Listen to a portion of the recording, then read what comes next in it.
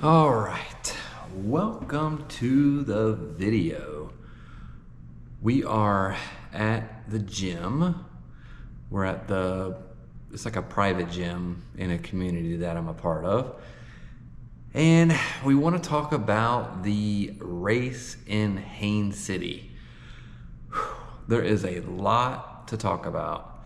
It's been about a month. I'd like to wrap up this series and just talk about the race and everything that went on with the race and just give you all the details, kind of just walk you through just a quick, 5 to 8 minute video.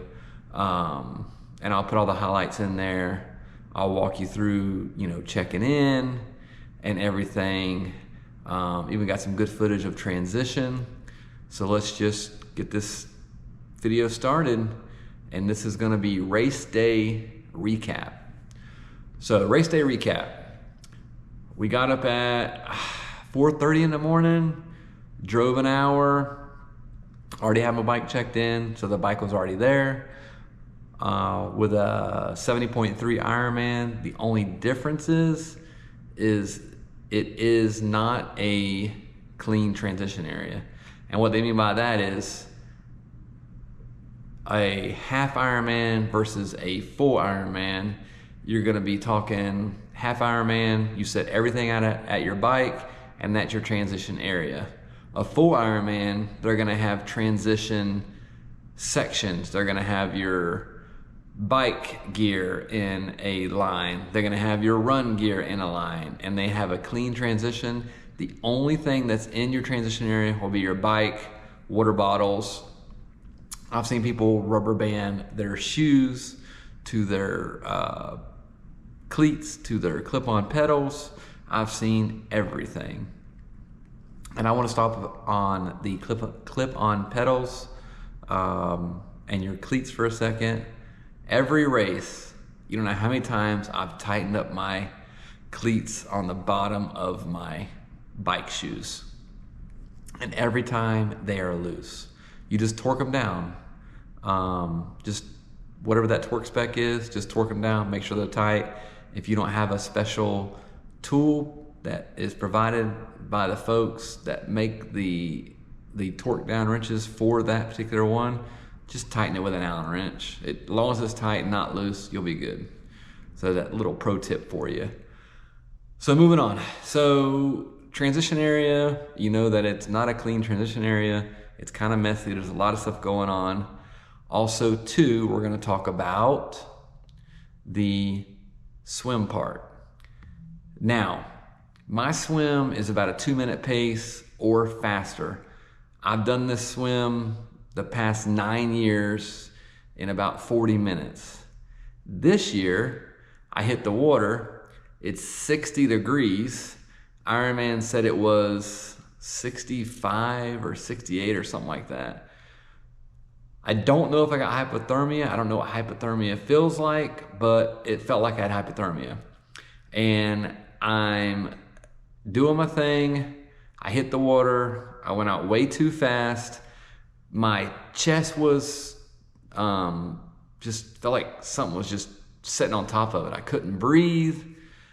It was not a good swim. So I couldn't get my head in the water because it was so cold. My face was frozen, my feet were frozen, my hands were cold. It was just a tough race. I was swimming like a bobber and I was treading water. It was horrible. I was not like a boat. The good example is when you have a boat and it gets on top of its wake and the boat, does better speed, fuel economy, instead of just kind of sitting there at no wake when the boat's kind of like in the water and not on top of the water. So when you're swimming, you want to be on top of the water, and the only way to do that is with speed.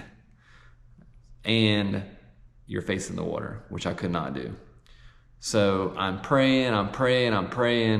I'm about, 1,000 meters in, which is about the halfway point. It's roughly about, 1,000 to 1,200 yards, the halfway point. And the full half Ironman swim is anywhere from 2,000 to 2,300 meters, yards, give or take a few feet. which is equivalent to 1.2 miles. So I'm swimming, get to the halfway point, I'm praying, trying to put my head in the water, it's not working. My chest is congested from like this cold I picked up Friday, and I'm like, I trained for 12 weeks, I am not giving up, I'm gonna push through and I'm gonna prevail. So I did. So all of a sudden, something just came over me, I put my head in the water, I started moving, went to down like a 1:45 pace, and finished the race part of the swim in 1 hour and 5 minutes. I beat the cutoff by 5 minutes. Ironman is 1:10, a full Ironman is 2:20 for cutoff. So I'm like, and I didn't even realize at the time, I'm like, man, am I DQ'd? Am I DNF? What's going on? So I'm like pushing, get out, stop, grab my shoes, because I have them at the medical table. They said I could use them for my feet scenarios that I had going on with the surgeries that I had in the past. So I got those, everything was great, moving on, got to the transition area, just booked through there. I was a little messed up from the swim. I had to just take a second. I took about 5 minutes in transition. I usually take about 1 minute to 2 minutes, but I had to collect myself because it was a hard swim. So moving on to the bike. Got in and out of transition fairly quickly for what I felt was what I needed to do. Sometimes it's about finishing the race and not winning the race. That's powerful. That didn't cost you anything extra. So remember, it's about finishing the race, not winning the race. Well, I got to the bike mountain line, got on my bike, was pushing. I remember I'm riding and I'm about 40 miles in. I got 16 to go. I'm just counting it down. There's a headwind. And I remember one time I was in this crowd of bikes. It was very crowded. There was a few thousand people in this small course. It was way too many bikes. So we were in this course and I was trying to get around the person and not draft them. And I seen this guy on a motorcycle with Ironman, but they didn't have any refs on the half for some reason.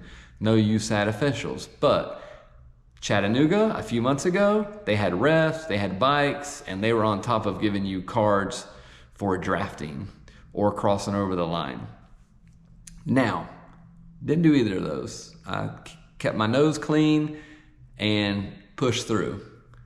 I will tell you, on the bike, there was some curves that weren't that great, and I looked down, I'm like, man, what is that? And it was not a flat tire, but the number had came off of my bike and was hitting my tire, and it was making like a I'm like, I don't have a flat, do I? There's no way. Not on a day like today, because I'm doing really good. I did a sub 1 on the swim, a sub 3 on the bike, and a sub 2 on the half marathon. So we'll finish up the bike. So I'm coming in, they always have you come down this hill, you're doing 40 miles an hour, then you gotta turn and stop quickly. So I jumped off. You don't have a bike catcher, so you have to actually run your bike to your transition area, hang your bike, throw off your helmet, keep your glasses on, hat on, backwards I prefer, keeps the sweat out of your eyes, and move on to the next area of the race, which in this case was the run. Well, so I hang my bike up, I sit down, I had a pretty good bike ride. I was a little tired, but I was looking eager to finish up, the run part of it. And thinking back, the bike part of it was pretty clean. I put in a few surges. I felt really good about it. I was just kind of not playing around. I was serious, but I was just having a good time. You got to have a good time. It was the last race of the season of 2023. And then 2024 is going to be a huge year for races. I've already got a 5K lined up. I've already got the Skyway 10K lined up. And I'm going to do Mayfair. And then I'm going to probably do the Fort DeSoto Triathlon series again. I really enjoyed that. It's on a Sunday. Doesn't really mess with my schedule too much. And And then I'm not sure if I'm gonna do Panama City Beach or Chattanooga. I just gotta see, what's on the agenda. Well, moving on to the run part. So, got all my bike gear off, got my run gear on, hat backwards, same glasses, nutrition. I had about 3 or 4 gels on the bike, did one every 30 to 40 minutes. And I also ate a few bars to keep that protein, and a lot of water and a lot of Gatorade endurance. And the banana strawberry gel, perfect.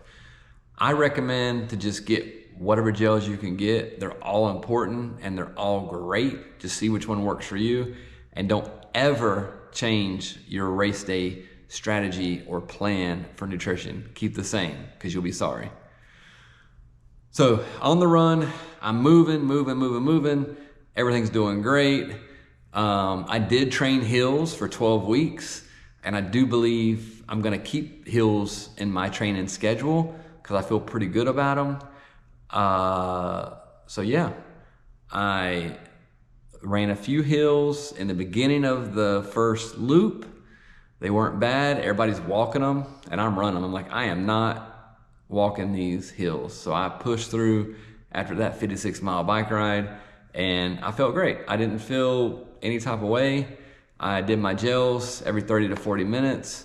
They had aid stations every 2 to 3 miles, so it wasn't bad. It was a lot of just stuff going on, people cheering. You always see somebody you know. It was just a great day to be in Haines City, 70.3. So I'm coming around, I'm surging, I'm passing people. I think I had like a 6-minute pace at one time. I think I finished with a 9-minute pace. So it wasn't what I wanted.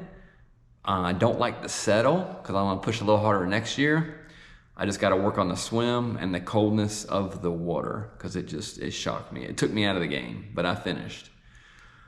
So I did the first loop, then I had a strategy for the second loop. The second loop was the same, just to push through and get that run completed.